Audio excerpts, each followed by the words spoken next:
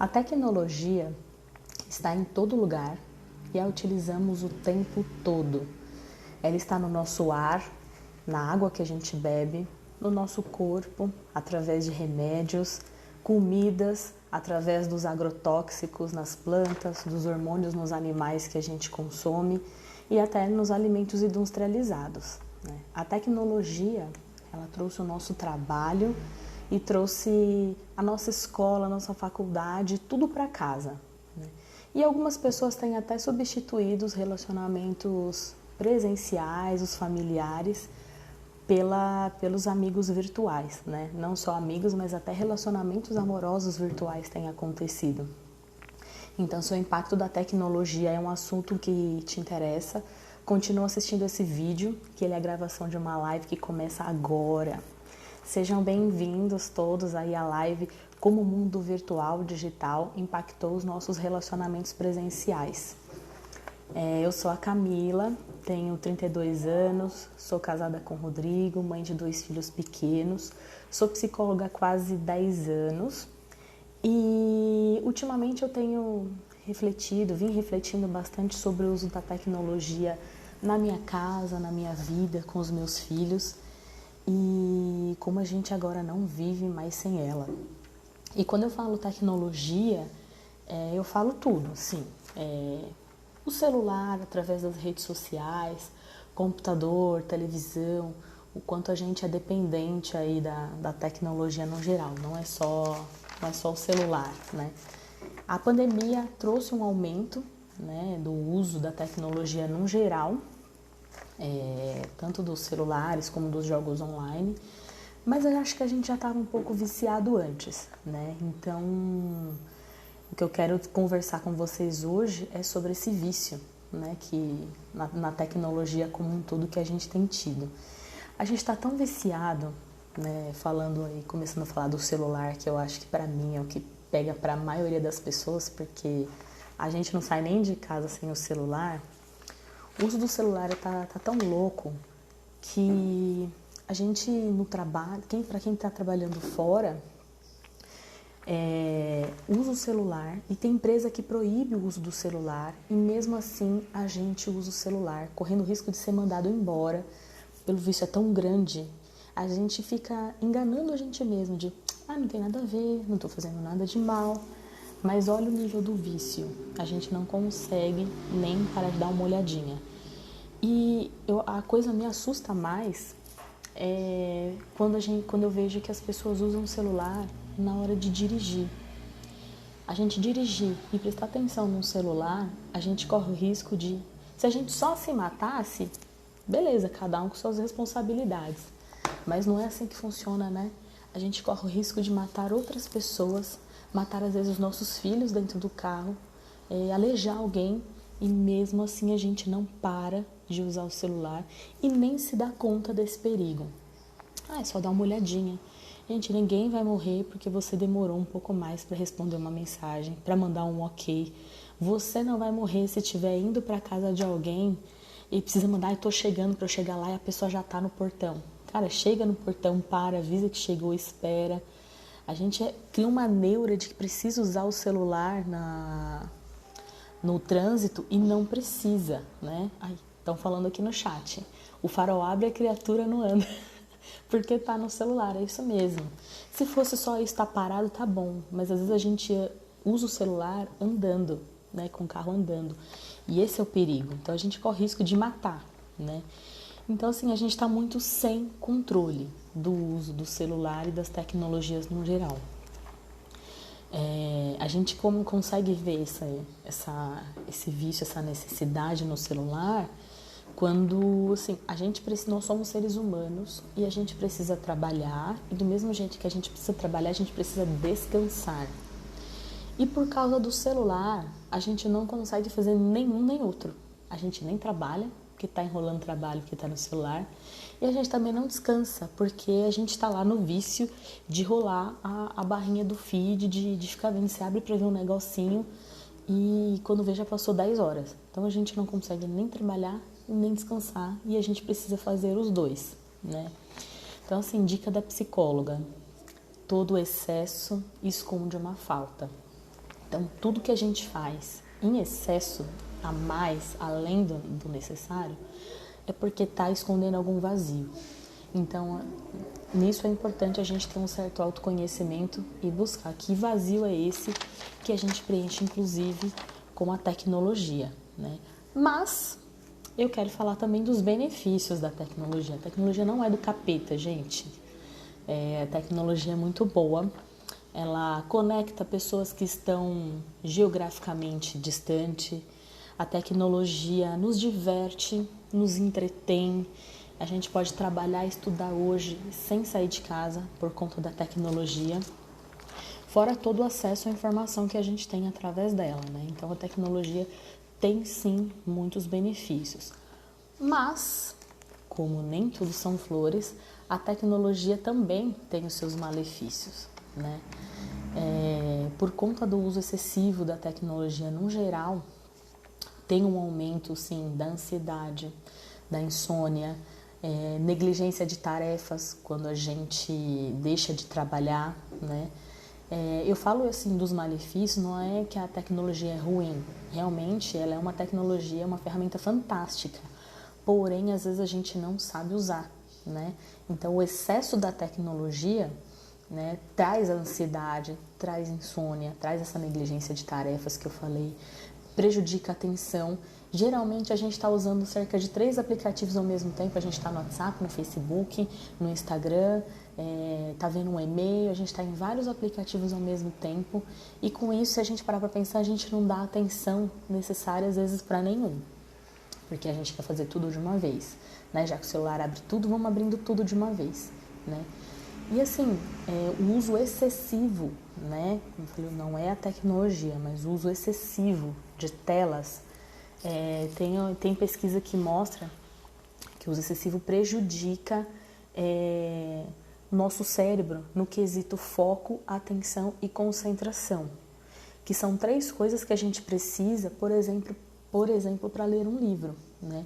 Então, às vezes a gente não consegue acompanhar o raciocínio de um livro, muitas pessoas não conseguem ler um livro, seja ele qual for, porque não consegue acompanhar o raciocínio, acaba se perdendo. Se é uma frase um pouco mais longa, a pessoa acaba se perdendo, não consegue entender e fica, o livro é muito chato, ou eu não gosto de ler, mas porque a cabeça já não consegue, não funciona do jeito que deveria para acompanhar o raciocínio. Quem nunca ouviu falar assim, putz, fulano mandou um textão, nem vou ler. Por quê? A nossa cabeça já não tem mais paciência. A gente quer tudo mais rápido, quer tudo dado, mastigado ali na hora, né? Então, isso também é causado pelo uso excessivo. E como eu falei, a tecnologia não é do capeta. Ela é uma coisa muito boa.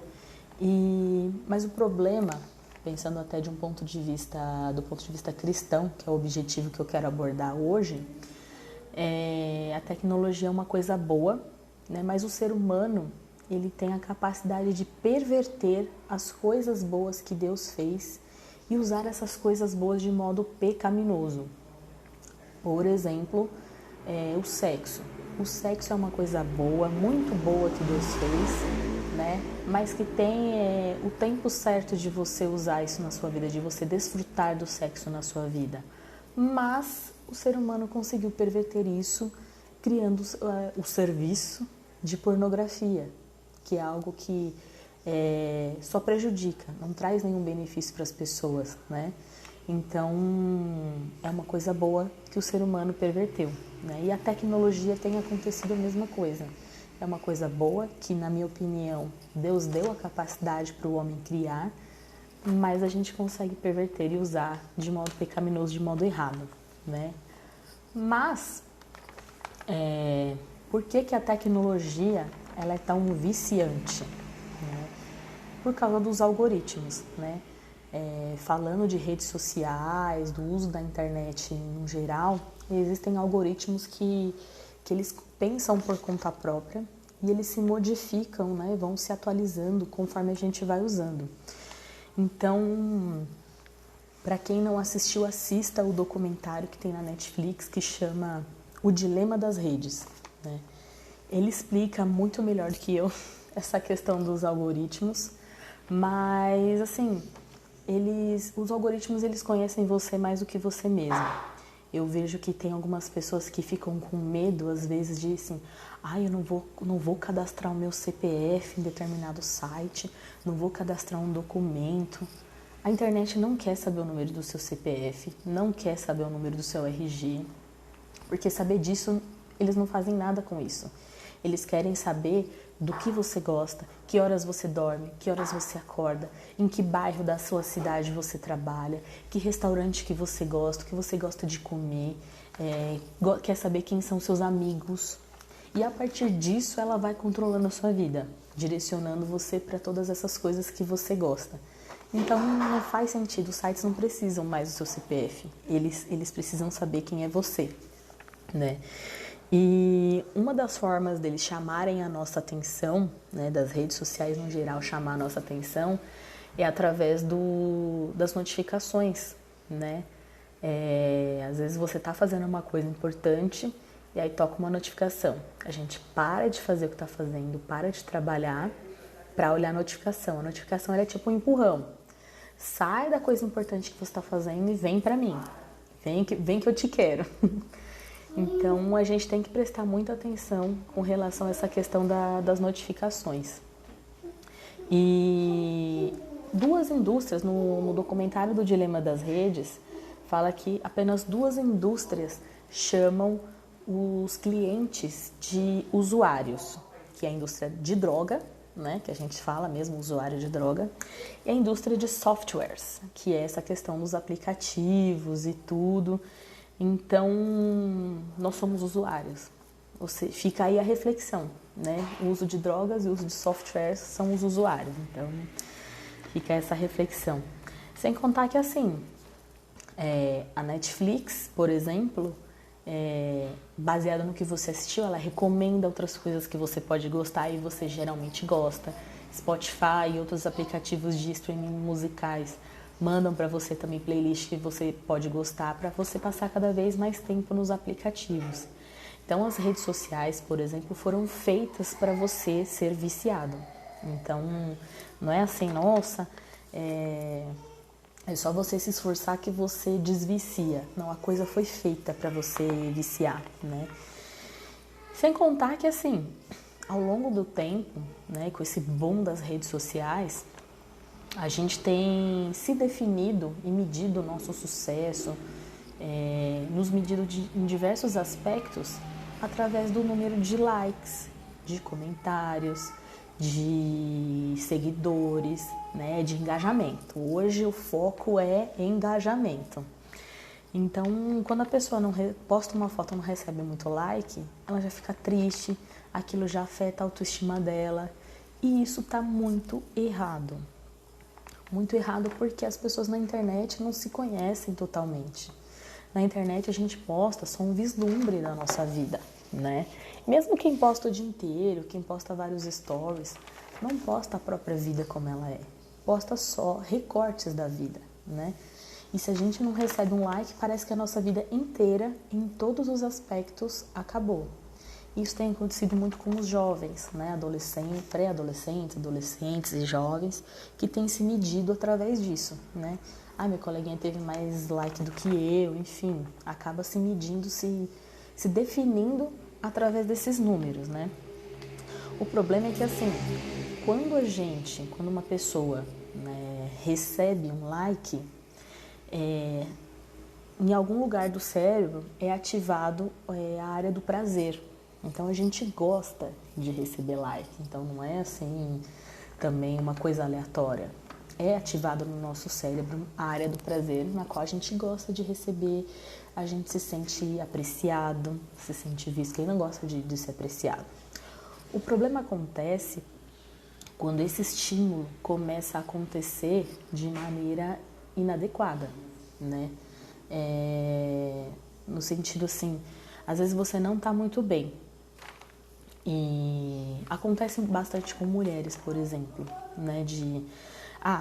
Tive um problema no meu relacionamento, fui traída, e uma pessoa traída, ela tá com a autoestima baixa, tá se sentindo enfraquecida, e aí ela recebe um like, recebe um comentário positivo. Aquilo levanta a autoestima dela de uma maneira que ela começa a viciar naquilo. Ou seja, ela recebeu um estímulo positivo, mas ela entendeu aquilo de modo inadequado por causa do momento que ela estava vivendo. Então a gente vicia sim em receber likes, vicia em receber comentários, em buscar esse engajamento, a gente vicia, resumindo, na aprovação dos outros e na aceitação dos outros, né? E é isso que a gente precisa começar a ter cuidado e prestar mais atenção nas coisas, ter mais intencionalidade no que a gente faz, porque assim, se a gente parar para pensar mesmo, todo mundo que tem um perfil nas redes sociais, ou pelo menos a maioria, curte esse reconhecimento. Tem um fundinho assim narcisístico de eu quero receber um like sim, quero receber um comentário, tomara que a pessoa X veja, né? Então a gente também não pode ser hipócrita. E eu tô falando isso não é julgando, porque eu tenho rede social, gente. Então, na verdade, o meu ponto aqui é a gente deixar de ser hipócrita, né? E a gente gosta, sim, nós queremos biscoito, sim, né? Então, se você tem um perfil na rede social, a gente gosta, sim, de um elogio, mas a gente precisa ter mais intencionalidade, ter mais consciência do quanto isso dirige a minha vida, né? E aí pensar, o que eu tô postando, qual que é o meu objetivo com uma postagem? Por exemplo, se eu posto uma foto sensual, né? Eu não vou postar aleatoriamente uma foto sensual. Eu tenho um propósito naquilo. Eu posso não ter esse objetivo claro na minha mente, mas você não acorda, nossa, hoje resolvi postar uma foto sensual na rede social. Não é bem assim que funciona. Então a gente tem que ter uma noção também, uma consciência do porquê que a gente está postando o que a gente posta. E do ponto de vista cristão, né, qual é o meu objetivo com os posts, com o que eu posto, com o que eu faço na internet, seja trabalhando, seja no meu perfil social, né, o meu comportamento na internet, ele dá um bom testemunho de Cristo? Então é isso que eu quero que a gente pense, porque a gente é muito bom em enganar a gente mesmo, né? Então, o que a gente está querendo provar? Qual a necessidade de aprovação? Por que eu estou com essa necessidade de aceitação, de aprovação, de elogio, de admiração? Então a gente tem que começar a pensar com mais consciência aí nas coisas que a gente faz. E o pior é isso, posta foto sensual e ainda põe o versículo na legenda, né? Porque a alegria do Senhor é a nossa força. Desculpa o deboche, mas eu não aguento essas coisas, eu vejo e dou risada. E aí, conforme a gente começa a se dirigir por essas coisas, vem a pergunta, né? O que dirige a minha vida? Muitas vezes a gente se dirige por essas coisas, pelos comentários, pela aprovação, e que no fim das contas, gente, essas coisas não levam a lugar nenhum. Às vezes a gente precisa de um pouco mais de idade para amadurecer certas coisas na nossa cabeça, mas a gente precisa orientar os nossos filhos, os nossos jovens, que eles não são os números de like, eles não são os números de comentários, né? E como cristão, é muito fácil a gente dizer, é Deus que dirige minha vida. Mas, de novo, a gente precisa de um pouco menos de hipocrisia e abrir os nossos olhos. Será que é mesmo? Tudo que eu faço é baseado na necessidade de aprovação, na necessidade de aceitação, e tudo que a gente faz é para satisfazer o nosso próprio ego, né? Satisfazer os nossos próprios desejos, satisfazer a nós mesmos de modo geral. Então, assim, será que é Deus mesmo? A gente, de novo, nós somos muito bons em enganar a nós mesmos, né? E nós, seres humanos, nós somos seres ritualísticos, né? A gente gosta de... É natural do ser humano a gente criar hábitos, né? Criar hábitos, criar rotina. E o que a gente gasta mais tempo fazendo, geralmente é o que dirige a nossa vida, é o que está no centro da nossa vida, né? Então, se eu passo a maior parte do meu dia trabalhando, a minha vida é dirigida por trabalho e não por Deus. Quando eu falo isso, não é porque você tem que passar, se o dia tem 24 horas, eu tenho que passar 20 em oração, 20 horas falando com Deus e nas outras 4 eu trabalho e vivo a minha vida. Não é isso. Mas até no seu trabalho, você glorifica a Deus com o seu trabalho, né? Na sua família, o que você faz na sua casa, você faz com esse sentimento, com esse pensamento de assim, é para Deus que eu tô fazendo? Ou é, de novo, para... eu vejo mulheres assim, passa o dia inteiro aqui correndo, limpando a casa e não sei o quê. E não é nem pra família, é para alguém que não mora na casa dela não pensar que ela é preguiçosa. Eu falo que eu já passei por isso, né? De, nossa, eu preciso correr aqui com as coisas, senão as pessoas vão pensar que eu sou preguiçosa. E ninguém mora aqui, ninguém tá vendo qual é que é, por que eu fiz ou deixei de fazer. E se eu for preguiçosa, isso é um problema meu também, né? Mas o que dirige a nossa vida, né? Geralmente, eu falo o que dirige no sentido dos pensamentos. O que a gente tem pensado, né? Então, assim, o que está no centro da minha vida revela o que eu adoro, né? Isso até num nível de idolatria.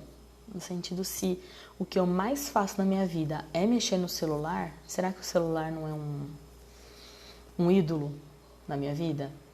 Né? A gente fica assim, lê a Bíblia lá no Velho Testamento, vê o povo de Israel toda hora, Deus resgata, faz alguma coisa por eles e, não, vocês têm que adorar só a Deus.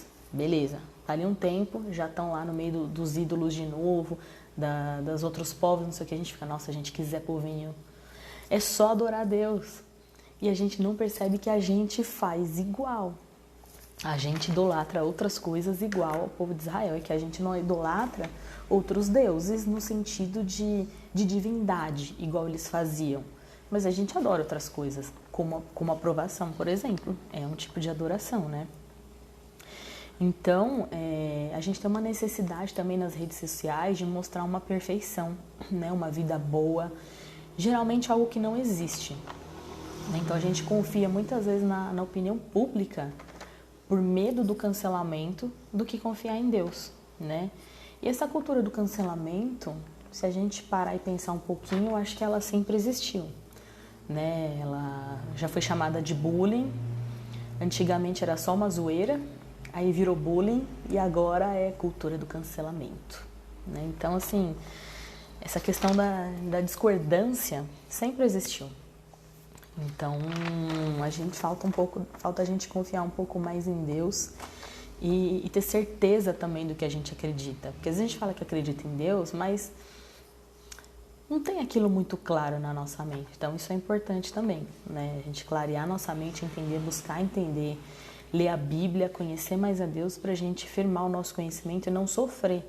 Não é que você não possa ficar triste porque alguém te criticou, não é nada disso. Mas a nossa identidade tem que estar firmada em Deus. E se a gente se deixar bater por certas coisas, quando eu digo bater, entrar numa depressão, por certas coisas que eu digo assim, relacionadas à internet, né? A gente tem que procurar ajuda, né? E pensando de um modo cristão, eu acho que algumas coisas nesse sentido de crenças não estão muito claras, né? O Andy Crouch, ele é um autor americano e ele escreveu um livro Sabedoria Digital para a Família. E ele fala assim, vou ler para vocês. A tecnologia está no lugar em que deve estar quando nos ajuda a nos conectar com pessoas reais a quem fomos dados para amar. Mas a tecnologia está fora do lugar em que deve estar quando acabamos nos conectando com pessoas distantes de nós, como celebridades que nunca conheceremos. Só quando eu li isso aí, eu falei, pá, tapão na minha cara. E é isso mesmo, né? Assim, como eu falei, a tecnologia, ela tem a sua utilidade sim, ela é boa sim, ajuda sim, mas não pra gente ficar, sabe, viajando aí na vida de pessoas que a gente não vai conhecer nunca, que não vai trazer nada pra gente. Não tem problema você admirar uma celebridade, um influencer, né, um influenciador digital. Muitos influenciadores produzem conteúdos muito bons. Já fui edificada, já aprendi muita coisa aí pela internet com os influenciadores digital, mas às vezes assim a gente começa a adorar tanto aquela pessoa que a gente começa a se desvalorizar, Do tipo, ver uma pastora, falar, nossa, essa pastora tem uma palavra tão boa, olha a família dela, que família linda. Eu aqui, nossa, eu sou uma cansada, eu não aguento mais essa vida, nossa, eu brigo demais com meus filhos, como se a vida dessa pessoa fosse perfeita. Né? Então é um perigo essa questão, a gente acaba meio que assim, idolatrando algo desconhecido. Porque se a gente parar pra pensar, a gente não conhece as celebridades. A gente acha que conhece porque tem um vislumbre delas, né, nas redes sociais. Mas a gente não conhece. E aí a gente acaba se diminuindo, se menosprezando, se sentindo mal e culpada. Nossa, eu não oro tanto que aquela pessoa ora, eu não leio a Bíblia tanto que aquela pessoa ora. Só que a vida daquela pessoa é a vida dela, a sua vida é outra. E a gente está tendo dificuldade em separar, né? E com isso a gente acaba desvalorizando até as pessoas dentro da nossa igreja. Já ouvi pessoas falando, ai, queria tanto que o meu pastor fosse igual ao pastor X, ou então eu acho que eu vou mudar para a igreja tal por causa do pastor fulano, que ele é um pastor muito bom, né? E o nosso pastor lá na nossa igreja, que ora por mim, né? Que ora pela minha família, que ora pelas pessoas, que tá lá se esforçando, a gente, não, esse pastor aí, eu gosto é do pastor, né, das redes sociais, o pastor que faz show, o pastor que fala, que nossa, que Deus opera. Então, assim, a gente às vezes coloca as expectativas e nossas admirações em pessoas que a gente nem conhece, porque o pastor perfeito da rede social, ele também erra, ele também tem defeitos. Tem pessoas, se for lá na igreja dele, se ele tiver igreja, porque se o pastor não tem igreja, para mim já está errado, né? O pastor, assim, qualquer pessoa cristã que não tem igreja, a gente vai falar um pouco mais sobre isso já, mas está errado. Então, já é a primeira coisa que a gente tem que olhar, né? Então, essa coisa de você idolatrar alguém nas redes sociais acaba se tornando um problema porque você começa a esperar, às vezes, algumas coisas que esse influenciador não pode te dar. Eu já vi vários stories de influenciadores mandando print de assim, eu sempre mando pergunta e você não responde, porque a pessoa às vezes abre a vida inteira pro digital influencer contando, sabe, a vida toda e acha que a pessoa ainda tem que, além de responder, ainda tem que resolver o problema. Então, assim, gente, para isso que a gente tem aí a nossa igreja local, né? A nossa comunidade, pessoas com quem a gente tem comunhão. A gente não tem comunhão com essas pessoas, né? E o pior, a gente ainda fica decepcionado, a gente se deixa decepcionar por pessoas que a gente não conhece. Não é muito louco isso? Quando você para pensar, fica, nossa, esperava mais daquela pessoa X da internet. Cara, esperava o quê? Você nem conhece, a pessoa nem sabe que você existe. Como assim você tá decepcionado? Pelo amor de Deus, vou até tomar uma água. Mas por que a gente tem essas brisas que vêm na nossa cabeça? Uma vez eu li acho que no e-book do Bible Talk, depois eu vou deixar na descrição aí tudo isso que eu estou citando. Eu li que assim, todos os problemas relacionais do ser humano vêm de uma demanda não saciada da nossa relação com Deus. Então, assim, justamente porque a gente não tem um relacionamento íntimo com Deus, né? Deus é um ser completo, né? Que nos completa, né? É um ser que, assim, a gente não precisa de mais nada, só Deus. Mas porque a gente não se relaciona com Ele de modo íntimo, a gente acaba transferindo isso, né? Essa necessidade de completude para outra pessoa, né? Então, a gente, mesmo inconscientemente, a gente acaba buscando Deus nas outras pessoas. Só que as outras pessoas são falhas, as outras pessoas também têm problemas, as outras pessoas são imperfeitas. Só Deus é perfeito. Então, por isso que a gente fica assim, tentando encontrar Deus nas outras pessoas. Então, a gente acaba, às vezes, sabotando o nosso relacionamento. Mas o fulano não correspondeu às minhas expectativas. Não vai corresponder. Não existe essa pessoa. Deus. Só quem sabe de tudo e pode tudo e é completo em tudo é Deus. Então, você não vai achar essa pessoa, essa metade da laranja como dizem as músicas, né? Você não vai encontrar isso em um ser humano, né? Então, assim, às vezes a gente acaba até impondo nossos gostos, assim, só vou me relacionar quando eu achar uma pessoa que seja assim, assim, assado. Você pode até achar com essas características, mas vai vir com muitas outras que você também não gosta. Então, a gente só consegue viver com outras pessoas quando a gente tem um bom relacionamento com Deus. Então,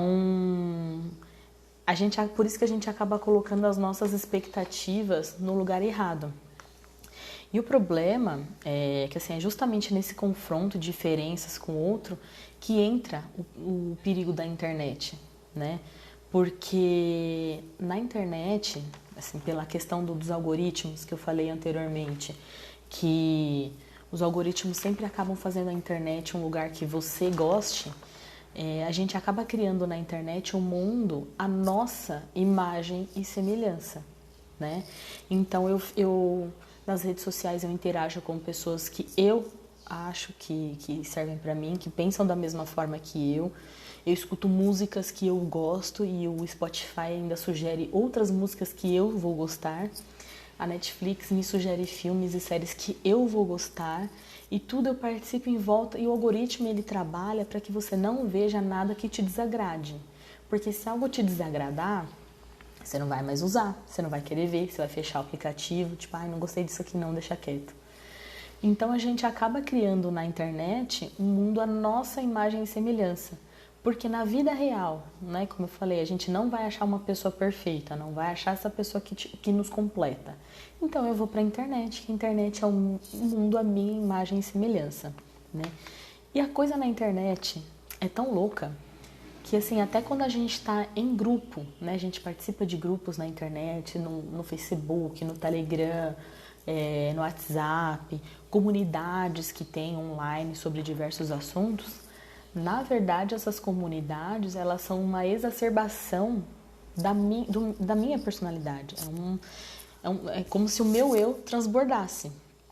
Então, assim, eu vou achar pessoas que... Só vou conviver com pessoas que pensam como eu. Então, na internet, eu não tenho, assim, uma comunhão, falando no sentido cristão, eu não vou ter uma comunhão real, né? Eu vou ter relacionamentos apenas com as pessoas que são uma extensão de mim, que pensam como eu, que vivem como eu. E se a pessoa me irritar, eu também bloqueio a pessoa, deleto das minhas redes sociais se eu não concordo com ela, né? Bloqueio, deleto. Ela simplesmente é substituída. Por quê? Porque não é uma comunhão real, né? Então, na vida cristã, a gente tem que ter comunhão, vamos dizer assim, na igreja com todo mundo, né? É claro que assim, quando a gente faz parte de uma igreja, a igreja geralmente as igrejas têm bastante gente, né? As igrejas grandes principalmente, não tem como a gente ter uma amizade íntima e próxima com todo mundo. A gente no presencial tem essa tendência de ser mais próximo de pessoas que têm mais coisas em comum com a gente. Porém, no presencial, a gente não tem essa opção de vou bloquear, assim, que eu digo assim, de você estar convivendo com a pessoa, vendo toda semana na igreja, você não tem como simplesmente expulsar a pessoa da igreja porque você não está afim de ver a cara dela, né? No online a gente faz isso, deleta aquela pessoa, nem lembra da existência, né? Mas no presencial não. E assim, e é isso que tá, né, a gente sair dessa bolha do eu na internet, porque com isso que vem a intolerância, a questão da polarização. A polarização são pessoas que têm pensamentos totalmente extremos um do outro, igual na questão política. Ou a pessoa ela é bolsominion ou ela é comunista. Não tem um meio termo, você não pode...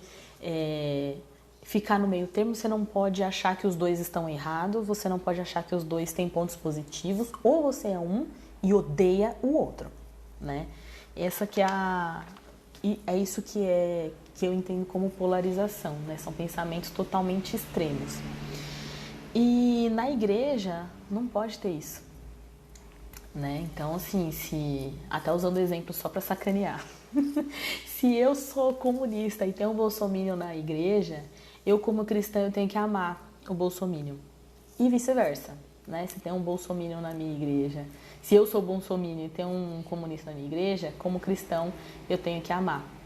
Na internet a gente não é obrigado, é só deletar a pessoa, mas como cristão a gente tem que amar, né? Eu anotei aqui, a Bíblia diz em Mateus 5,44, não é só a Bíblia que diz, Jesus diz que a gente tem que amar os nossos inimigos. Então, a partir do momento que a gente diz que é cristão, diz que acredita na Bíblia, diz que acredita em Jesus, diz que acredita em... Porque tudo isso eu falo, gente, porque a gente só diz. Viver mesmo que é bom, a gente não vive, né? Me incluo nessa de vez em quando. Então, a Bíblia diz que a gente tem que amar os nossos inimigos, né? Então, se você não ama, alguma coisa está errado. E eu quis falar um pouco sobre essa questão da internet hoje, porque na internet eu vejo que as pessoas estão muito sem paciência. E isso tem sido transferido para o meio presencial. Do tipo, eu vou para a igreja, mas eu não falo com o fulano porque ele pensa diferente que eu. E na hora do céu, vai ter o céu dos bolsominion e o céu dos comunistas? Não vai, né? Eu acho que não. Então, como cristãos, a gente tem que respeitar isso e amar os nossos... Não é nem para ser inimigo. Na verdade, uma vez que a gente frequenta uma igreja, a gente não pode nem ter... Não deveria ninguém ser inimigo, para começar, né? E se tiver, Jesus ainda mandou a gente amar os inimigos. Então, fica aí a reflexão, né? Então, assim, a gente tem que começar, agora que, sei lá, as coisas podem melhorar e a gente diminuir essa questão do isolamento social, a gente tem que prestar atenção porque a internet, os algoritmos, né, eles trabalham para que a gente fique mais tempo no online e, o pior, fique bem sozinho no online, né? Então, essa questão do algoritmo fazer o mundo à minha imagem e semelhança, eles criam um mundo onde eu não preciso também de mais nada e nem ninguém, porque tudo ali é para mim, é feito para mim, é feito sob medida, é um mundo customizado para mim, então eu não preciso de outras... Para que eu vou me irritar com pessoas que pensam diferente de mim se eu posso viver aqui no meu mundo, na internet, né? Fico ali na minha vida perfeita. Só que... Né? E a gente até fala assim, tem gente que é meio isolado mesmo, meu marido, né? Às vezes ele não é tão sociável assim, né? Mas ele ainda não é dos extremos. Mas tem gente que assim, não se relaciona com ninguém presencialmente, fica só preso na bolha do online, na bolha do virtual. E as pessoas ainda falam, é que ele gosta de ficar assim sozinho, né? E mesmo essa pessoa estando sozinha, ela não se sente completa. Ela pode até dizer que, eu prefiro assim. Ela pode preferir assim, mas aquilo não completa ela. De novo, porque provavelmente falta Deus, né? Mas olha esse raciocínio que eu quero que vocês tenham comigo. Lembram de Adão, né? Adão, o primeiro homem que Deus criou. Adão foi o único homem que teve a vida perfeita. Pelo menos por um momento, durou por um breve momento, eu não sei quanto tempo durou da criação dele até a queda, mas ele teve a vida perfeita por um momento. E ele estava assim na companhia do próprio Deus, né? Então assim, o cara que andava com Deus estava ali, Adão e Deus. E mesmo assim, Deus olhou e falou lá em Gênesis 2:18, não é bom que o homem esteja só. Então assim, o cara estava na vida perfeita com Deus e Deus falou que não é bom que o homem esteja só. Então nós somos feitos para nos relacionar, para viver com outras pessoas, não fomos feitos para viver isolado. Quem está vivendo isolado precisa repensar sobre isso. Qual que é a dificuldade, né? Tratar, sei lá, seja como for aí, essa questão, essa dificuldade de socialização, mas nós fomos feitos para nos relacionar, pensando biblicamente, né? E por mais que eu penso muito nisso às vezes, converso com pessoas que às vezes pensam, a gente pensa assim que o inferno são os outros, né? Porém, apesar de o inferno ser um pouco os outros também, Como cristãos, a palavra de Deus diz na primeira epístola de João, capítulo 4, versículos 20 e 21. A palavra diz que se alguém afirmar, eu amo a Deus, mas odiar o seu irmão, essa pessoa é mentirosa. Pois quem não ama o seu irmão, a quem vê, como vai amar a Deus a quem não vê? Então, quem ama a Deus também ama o seu irmão. Então, de novo, gente, como cristão, se eu não vou com a cara do fulano, você não ama a Deus, você é mentiroso, falso. Aqui é direto e reto, direto e reto. Então, não tem essa assim mas quando eu falo isso, gente, amar as pessoas, de novo, não é que você tem que ser amigo íntimo e chamar de lindo todo mundo. Mas se no seu coração tem uma raiz de amargura, de não gosto daquela fulana, eu tenho um ranço de tal pessoa, como cristão, isso está errado e você precisa tratar isso, né? Conversando com alguém na sua igreja, com alguma pessoa mais madura, pedindo algum conselho, orando, conversando com Deus, lendo a Bíblia, estudando a palavra e sempre pensando, eu não gosto do fulano, por que eu não gosto do fulano?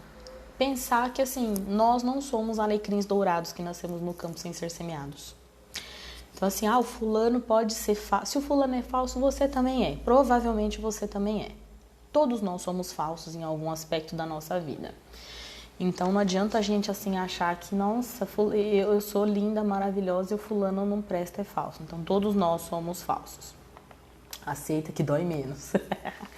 Mas é isso, gente. Se a gente diz que não gosta de alguém, então a gente não ama Deus. Então, de novo, o centro da nossa vida, que deveria ser Deus, passou a ser outra coisa.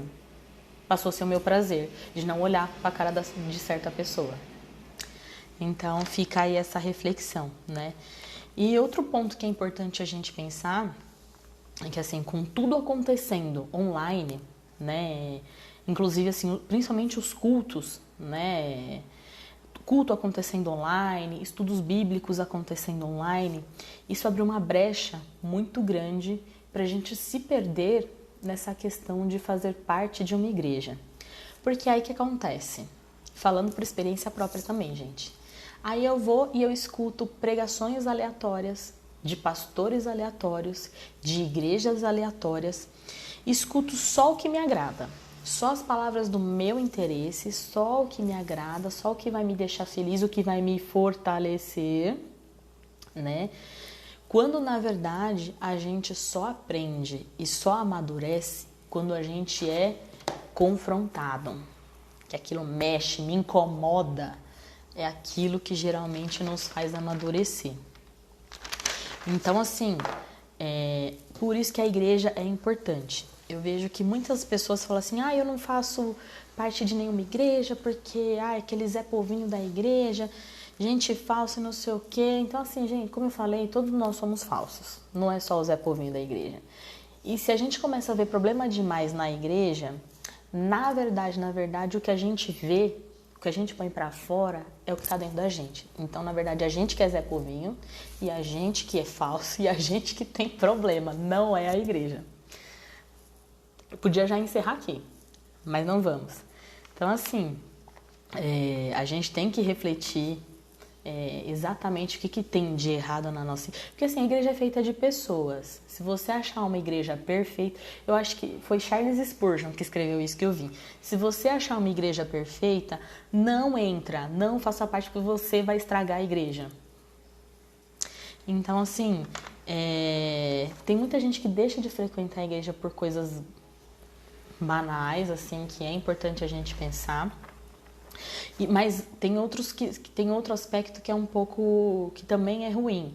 São aquelas pessoas que até fazem parte da igreja, frequentam a igreja, mas não se envolve com ninguém, sabe? Não faz amizade com ninguém, não pode participar de nenhum grupo, de nenhum conjunto. Tem igreja que tem células, tem estudos, tem não sei o quê, e a pessoa não faz parte de nada, né? Tem gente na minha igreja que eu nunca nem ouvi o tom de voz. né? Então, assim, essas pessoas que não se envolvem, não é assim também, quando eu falo isso, não se envolve, não é que é obrigatório você fazer parte dos grupos e conjuntos e cantar, nem nada disso. Porém, meu pai me disse que quem não se envolve, não desenvolve. Então, a gente precisa se envolver na igreja, a gente precisa fazer parte. A igreja, ela é o corpo de Cristo. Não é o povo, o Zé Povinho lá e eu cá.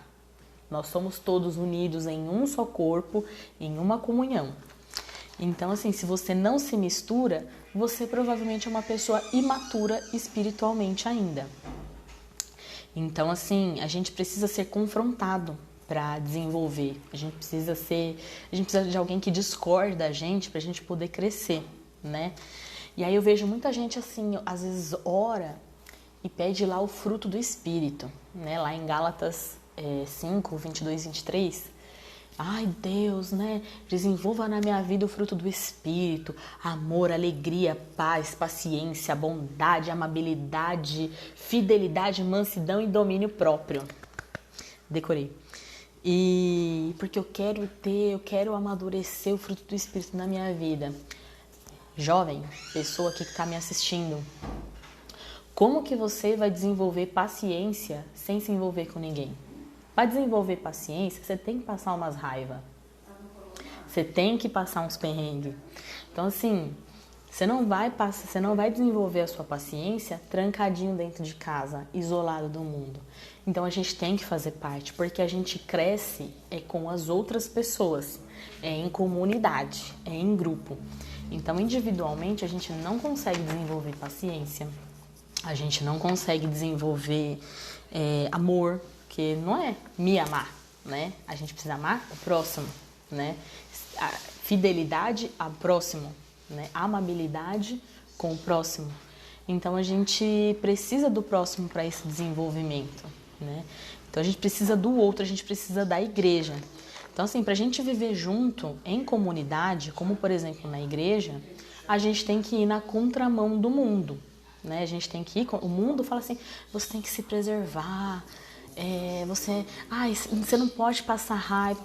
Não é uma questão assim de, eu não posso passar raiva. Mas para eu viver bem com outras pessoas, né, eu preciso diminuir o meu ego. Eu preciso diminuir o eu, né? Como diz a Bíblia, negue-te a si mesmo, né? Jesus disse isso pra gente fazer isso. Então, se a gente diz que é cristão, a gente diz que imita Jesus, que quer refletir Jesus, tem que diminuir o eu. Diminuir o que eu quero, o que eu gosto, como eu penso, porque eu não gosto daquela pessoa, porque aquela pessoa me irrita. Diminui tudo isso. Tá vendo como falta muito pra gente ser crente, gente? A gente diz que é crente, mas na verdade a gente não é, não. Falta, muito pra gente ser crente. Então, assim, para você fazer parte de um corpo, fazer parte do corpo de Cristo, isso exige um compromisso sacrificial, né? Tem um livro que fala sobre isso, ó a moto. Tem um livro que fala sobre isso que chama Ego Transformado, do Tim Keller. É um livro muito bom e muito esclarecedor que fala sobre essa questão do ego. O quanto a gente vive pra gente mesmo e muitas vezes a gente nem percebe. Então, assim, gente, valorize os seus pastores, valorize os seus líderes, ame os seus pastores, ame os seus líderes. E lembre que, assim, o seu relacionamento completo é só com Deus. Não vai ser com o seu pastor, não vai ser com o seu marido, não vai ser com a sua esposa. Aquela coisa da completude é só com Deus. E a Bíblia, de novo, Jesus diz em João 13:34, amem-se uns aos outros como eu os amei. Então, assim, não é só amar o próximo, é amar o próximo no nível do amor de Jesus. Jesus morreu por um bando de gente que não vale nada. Você morreria pelaquela pessoa que você não gosta? Pelo seu inimigo? É nesse nível que a gente tem que amar as pessoas. Então, por isso que eu falo, falta muito pra gente ser crente. Porque a gente não ama as pessoas. Logo, a gente não ama a Deus, logo somos um bando de mentirosos. Então, assim, Por isso que é difícil amar as pessoas que pensam diferente de nós, amar as pessoas difíceis com sinceridade, né? A gente aprende a tolerar as pessoas, mas amar mesmo as pessoas difíceis, essa a gente tem um pouco mais de dificuldade, né? Então, assim, e outro ponto que a gente tem que parar para pensar, que eu ouço muito, é a questão da reciprocidade. A gente ama Jesus, né? Deus nos ama, mas não é porque a gente ama Deus. Porque, como eu falei, a gente é mentiroso, a gente não ama o próximo, logo a gente não ama Deus. Mas Deus ama a gente assim mesmo. Ou seja, o amor de Deus para conosco não é recíproco. É um amor que só vem de Deus para nós. Então a gente tem que amar esse irmão também, mesmo que ele não nos ame. Ah, mas ele falou mal de mim. Você tem que amar como Jesus o ama e como Jesus amou o seu irmão também. Ah, mas ele me prejudicou, ele armou pra mim, destruiu a minha vida. Você tem que perdoar como Jesus te perdoou e amar como Jesus te amou. Então, acho que esse é o desafio, né? A gente agir como Jesus mesmo. Eu acho que essa é a dificuldade da gente ser... A palavra cristão quer dizer pequeno Cristo. Ou seja, um imitador de Cristo, uma pessoa que age como Cristo. E a gente não faz isso, né? Então, por isso que a gente tem que tentar fazer isso. E o meu ponto, assim, com o perigo da internet é justamente esse, porque na internet a gente não ama, se a pessoa me irrita, a gente descarta. E onde a gente aprende a ser cristão, onde a gente aprende a amar as pessoas, mesmo que seja tolerar, é na igreja. Então, por isso que a gente precisa da igreja, né? Então, assim, eu espero que essa reflexão te ajude a ter mais consciência do quanto a vida online pode impactar, assim, na sua vida. Porque a gente, por conta dessa intolerância que a gente vive na internet, a gente, às vezes, acaba trazendo isso pro presencial. Alguém fala alguma coisa que você não gosta, a gente já fica... já não vou mais no rolezinho com não sei quem, porque fulano vai estar lá, e ai, fulano assim... Então, assim, a questão da tecnologia impacta muito na nossa vida e tem impactado, inclusive, nos nossos relacionamentos. Então, assim, descobrir o lugar da tecnologia na nossa vida, independente do momento que a gente está vivendo, exige discernimento.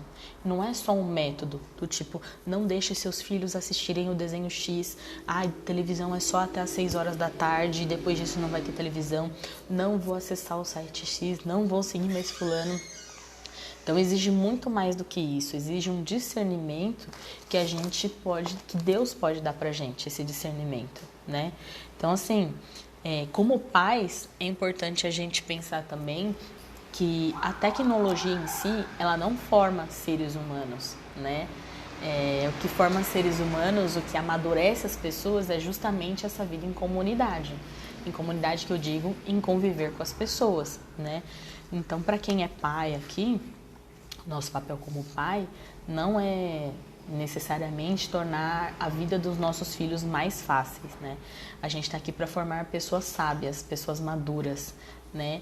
E isso exige, às vezes, uma pitada de sofrimento, né? Então, não é protegendo o meu filho de tudo, né, de ruim que pode acontecer. É claro que assim, gente, não é uma coisa extrema, né? A gente tem que proteger os nossos filhos de algumas coisas, sim, mas tem coisas que eles vão aprender sozinhos, né? Que eles têm que aprender na vivência deles, com as frustrações deles, com as decepções deles. Então, nesse sentido que eu falo que nosso papel como pais não é deixar a vida dos nossos filhos mais fácil e cômoda para que eles vivam sem esforço nenhum, né? E, né, a Bíblia diz em Provérbios 27:17, vou ler para vocês: assim como o ferro afia o ferro, o homem afia o seu companheiro. Isso está na versão NVI. Tem uma versão que é uma paráfrase, que é a da Bíblia Viva, que diz assim, no mesmo capítulo e versículo: como duas lâminas de ferro ficam mais afiadas quando são esfregadas uma contra a outra, assim, dois amigos que discutem seus problemas com sinceridade acabam mais amigos e mais maduros do que antes. Ela aumentou bastante, assim, o versículo, mas eu acho que no sentido de explicar, né? Então, assim, quando o ferro afia o ferro, ele fica mais afiado, a coisa funciona melhor. Só que para a faca cortar melhor, para ela ficar afiada, ela precisa do atrito, ela precisa do confronto. E da mesma forma é a gente, né? Como diz esse versículo, quando dois amigos conversam com sinceridade, acabam mais amigos e mais maduros do que antes. Então ninguém amadurece sozinho.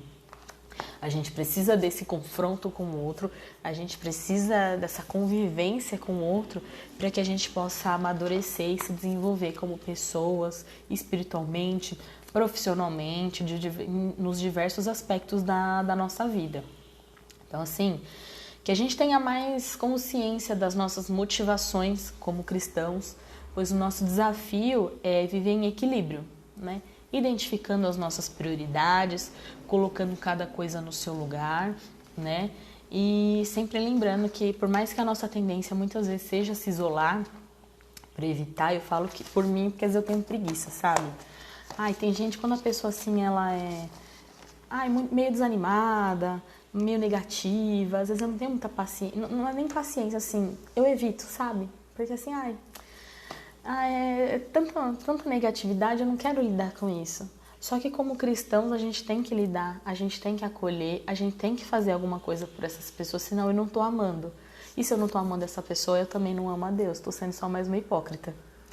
Né? Então que a gente tenha mais consciência aí das nossas motivações, do impacto da tecnologia, tanto no nosso modo de pensar, no nosso modo de agir, porque isso tem tido impacto sim nos nossos relacionamentos presenciais. Certo, gente? Então é isso. Obrigada por vocês que ficaram aqui até agora. Uma boa noite e até as próximas lives.